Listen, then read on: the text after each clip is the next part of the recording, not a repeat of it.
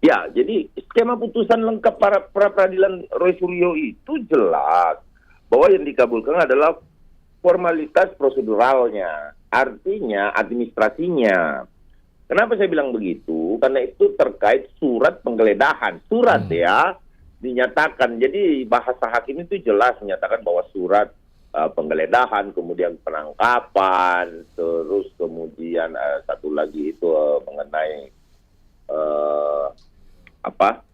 penahanan. Nah, itu aja sih yang menjadi gugur atau tidak sah. Itu jelas bahwa kemudian status tersangka mereka itu tidak berpengaruh oleh putusan Prapit, karena Prapit tidak memiliki kewenangan untuk menyatakan bahwa penyidikan itu batal, sehingga saya menganggap bahwa kemenangan Mas Roy hari ini, ya kan, ini adalah menjadi sia-sia. Kenapa saya bilang sia-sia? Karena memang tidak menggugurkan materi pokok perkara kan. Nah, yang menjadi penting di sini adalah mereka harus bersiap-siap lagi untuk sidang kan yang sudah dijadwalkan. Tetapi saya mendengar lagi ada Prapit yang kedua. Nah, dari hal tersebut, Prapit kedua ini, ya toh, ini jelas kok bahwa tercermin dari putusan yang pertama keinginan mereka untuk penetapan tersangka. Nah, ini yang akan tentunya menjadi kita sudah bisa baca ke depan bahwa akan ada apa dengan putusan yang kedua. Benar-benar ini saya anggap bahwa ini membuang waktu saja. Sebaiknya mereka konsentrasi daripada Prapit, sebaiknya mereka konsentrasi pada pokok perkara seperti itu. Bang Adi, ini tadi kita ngobrol dengan tim kuasa hukumnya Bang Roy bahwa hari Jumat itu akan ada sidang pra peradilan yang kedua dan dimungkinkan juga ada Prapit ketiga, keempat, kelima katanya gitu. Nah, ini gimana? Ya, itu upaya mengulur waktu. Saya rasa di sinilah tidak memanfaatkan KUHP yang baru tanpa memikirkan kepastian hukum. Karena begini, prinsip hukum itu kan prinsipnya adalah kepastian hukum. Nah, kalau kita bermain-main terus dengan Prapit, karena tidak dibatasinya dan tidak diaturnya Prapit itu berapa kali, dia akan menggugurkan pasal 1, pasal 2, pasal 3, pasal 4, dan seterusnya, karena ada beberapa pasal berlapis yang didakwakan. Ini akan diuji terus di dalam Prapit, dan satu-satu dibuatnya. Tentunya ini mencerminkan niat buruk dalam penerapan KUHP. Nah, ini justru akan merugikan klien mereka.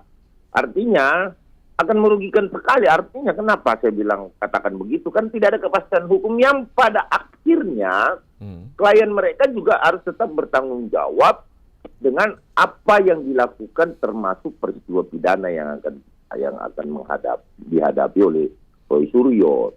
Nah, harusnya dia mencontoh Dr. Tifa. Dr. Tifa ini tidak mau berlama-lama. Artinya gentleman dan ingin langsung menyelesaikan perkara tersebut. Salah benarnya nanti biarkanlah pengadilan yang akan menentukan itu, atau majelis hakim. Nah, ini kan sudah bernomor. Saya rasa tidak logis dan tidak ideal lagi mereka melakukan Prapit yang kedua, ketiga, keempat. Apalagi ada niat, saya rasa itu niat yang kurang baik yang dipandang oleh masyarakat. Dan itu presiden buruk kan. Artinya Prapit 1, 2, 3. Oke lah, itu hak. Tapi sangat tercermin juga bahwa ada niatan memang mengulur waktu dan menggunakan hukum tidak sebagaimana mestinya. Hal ini justru merugikan kliennya. Ini saya bisa memprediksi itu. Kenapa? Karena akan merugi kliennya. Pertama, waktu. Kedua, status yang terkatung-katung tidak jelas. Nah, itu yang membuat kita menganggap bahwa ini bermain-main di dalam penerapan KUHP baru, seperti itu. Baik. Nah, Bang Ade, setelah mengetahui seperti apa mungkin strategi dari timnya Mas Roy Suryo, dari sekarang ini dari teman-teman advokat dari Pak Jokowi ini akan melakukan apa nih, Bang Ade? Kalau misalkan memang ada kemungkinan rapid selanjutnya begitu? Ya, kami akan menyurat ke Mahkamah Agung, ya, untuk segera Mahkamah Agung mengambil sikap atau mengeluarkan penetapan. Ini bisa diselesaikan melalui penetapan. Jadi penetapan untuk segera menyidangkan kasus pokok atau peristiwa pokok perkara dari kasus tersebut. Jalannya satu-satunya adalah Mahkamah Agung harus mengeluarkan penetapan bahwa sidang akan harus dilanjutkan yang akan digelar pada Jakarta Timur, ya, Pengadilan Negeri Jakarta Timur. Nah, penetapan itu bisa dikeluarkan melalui prapit yang akan diajukan kedua ini. Ketika penetapannya itu tentu materinya harus masuk kepada penetapan yang memerintahkan untuk segera membuka sidang pokok perkara. Nah, itu bisa dilakukan. Karena gini, saya rasa itulah satu-satunya penemuan hukum dari hakim. Hakim bila mana ada sesuatu yang tidak diatur di dalam satu KUHP, maka hakim berwenang untuk menciptakan atau membuat temuan hukum atau jurisprudensi. Nah, seperti keputusan hakim itu adalah jurisprudensi, maka kami meminta hakim untuk melakukan kewenangannya sebagai yudikatif atau lembaga yang berdiri sebagai 3 pilar dari pemerintah, kemudian yudikatif dan legislatif. Itu yudikatif bisa menggunakan kewenangannya dan melakukan penemuan hukum, memutuskan penemuan hukum gitu loh. Jadi ini yang harus dilakukan oleh Mahkamah Agung. Kenapa saya bilang begitu? Karena ini adalah kasus yang pertama kalinya diuji KUHP baru. Sehingga hal-hal yang tidak diatur di dalam KUHP baru ini tentunya memerlukan penemuan hukum. Nah, penemuan hukum itu seperti apa?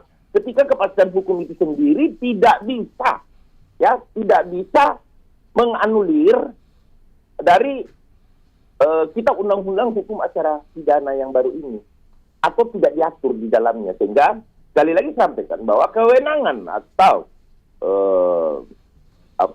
penemuan hukum yang dilakukan oleh Mahkamah Agung itu sah menurut undang-undang, ya, karena dia yudikatif, ya. Jadi saya rasa ini harus disurati, ini harus diberikan masukan. Kami juga mempersiapkan beberapa ahli-ahli hukum kami untuk berdiskusi dalam hal ini. Seperti apa bentuk yang harus kita sampaikan, surat yang harus kita sampaikan kepada Mahkamah Agung. Seperti itu kira-kira. Kapan rencananya Bang Ade surat itu disampaikan ke Mahkamah Agung? Kan sementara praprit kedua ini kan akan berlangsung Jumat. Ya, hari ini kita lagi mengkonsep dan mengadakan pertemuan kepada beberapa tokoh-tokoh hukum yang menurut kami mumpuni dalam bidang itu, termasuk mantan-mantan Hakim Agung, kemudian mantan Ketua MA dan lain-lain sebagainya. Ini kita sudah melakukan diskusi yang cukup intens, ya, bahwa ini diperlukan penemuan hukum untuk yang tidak diatur di dalam KUHP, sehingga asas kepastian hukum yang dianut KUHP ini tidak disalahgunakan dalam hal penerapan hukum itu sendiri. Jadi mungkin 1 atau 2 hari ini, karena walaupun digelar hari Jumat, ya, besok masih bisa ada waktu. Jadi mungkin besok surat itu kami bisa layangkan segera. Seperti itu. Bang Ade, pertanyaan berikutnya ini ada apa nih kok? Biasanya kan pra-peradilan itu diajukan oleh tersangka itu sekali kan, dan penetapan status tersangkanya. Kok ini berulang kali dan ini di KUHP yang baru dimungkinkan itu nih ada? Dimungkinkan. Ya, memang semua mencurigai. Artinya masyarakat Indonesia juga melihat ini adalah upaya prosedural ya karena KUHP mendukung itu, upaya prosedural untuk menghambat kepastian hukum. Nah itulah yang saya katakan tadi, bahwa ini adalah akal-akalan mereka untuk menghambat kok kepastian hukum itu sendiri, ya kan? Karena harusnya, idealnya kalau praktik itu dilakukan, apalagi tahap tersangka, itu dilakukan kami biasanya praktik di lapangan itu 2 hari saja atau 3 hari, bahkan paling lama 2 minggu kami sudah mengadakan rapid. Untuk apa? Untuk menyangkal bahwa 2 alat bukti yang dinyatakan oleh kepolisian cukup itu belum terang atau belum jelas, sehingga kami melakukan rapid. Nah kalau ini dari 700 alat bukti, saksi 100 sekian, ya kan? Anda bisa ikuti sendiri ya, teman-teman ya, termasuk masyarakat Indonesia bisa melihat bahwa begitu banyaknya bukti dan lain sebagainya. Nah sementara di dalam KUHP itu hanya 2 alat bukti. Nah sekarang diperbarui menjadi 8 alat bukti, kan itu. Nah kalau 8 dibandingkan 102 dan 103 saksi, saya rasa ini melampaui dari KUHP yang baru juga, dari 8 alat bukti. Kan seperti itu. Artinya gini,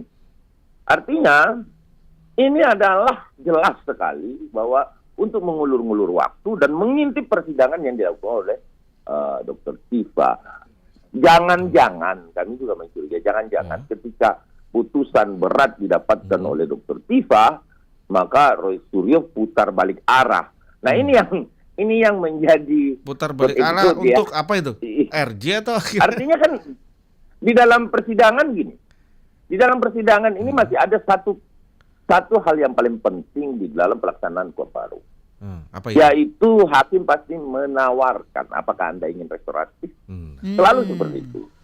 Karena itu bukan merupakan penawaran dari Bapak Insinyur Joko Widodo, tetapi merupakan mekanisme penerapan hukum KUHP yang baru.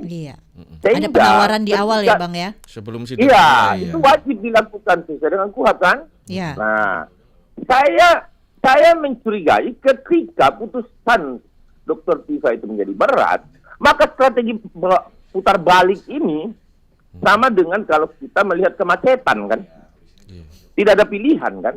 Nah ketika ada kemacetan di depan, untuk mengejar waktu itu ya kita harus putar balik arah. Mau tidak mau. Bukan berarti dia tulus untuk meminta maaf atau mau menerima restoratif dan mengakui kesalahan. Tetapi takut dibui kan. Kan itu persoalannya. Makanya kita lihatlah apa yang akan terjadi ke depan. Tetapi semoga Mahkamah Agung mampu menemukan hukum atau mengambil kewenangannya dalam menerapkan kepastian hukum di KUHP. Nah kita lihat saja apa yang akan terjadi ke depan. Namun jangan-jangan itu tadi itulah yang akan diterapkan atau strategi yang saya anggap strategi terpaksa, ya kan? Nah strategi terpaksa ini jangan sampai diambil oleh Roy Suryo, karena ini kelihatan kok. Dia datang ke sidang Dr. Tifa, dia ngintip yang sebenarnya tidak boleh kan? Kan seperti itu. Nah ini ya yang kita lihat ya. Tapi apapun itu ya kita kembalikan kepada majelis hakim yang menyidangkan Dr. Tifa, dan tentu kita menerima semua apa yang hakim telah putuskan. Artinya masyarakat Indonesia tentu mengikuti prosedur hukum yang ada. Apalagi kita sudah menganut KUHP yang baru. Kan seperti itu. Baik. Bang Ade, terima kasih banyak untuk waktunya pagi hari ini, Bang. Ya, terima kasih. Assalamualaikum. Selamat pagi. Waalaikumsalam. Baik, pendengar dan juga pemirsa Trijaya, itu tadi dia dari tim kuasa hukum Presiden ke-7 Joko Widodo, ada Bang Ade Darmawan yang juga sudah menyampaikan tanggapannya, klarifikasinya terhadap hasil pra peradilan pertama dari Roy Suryo. Dan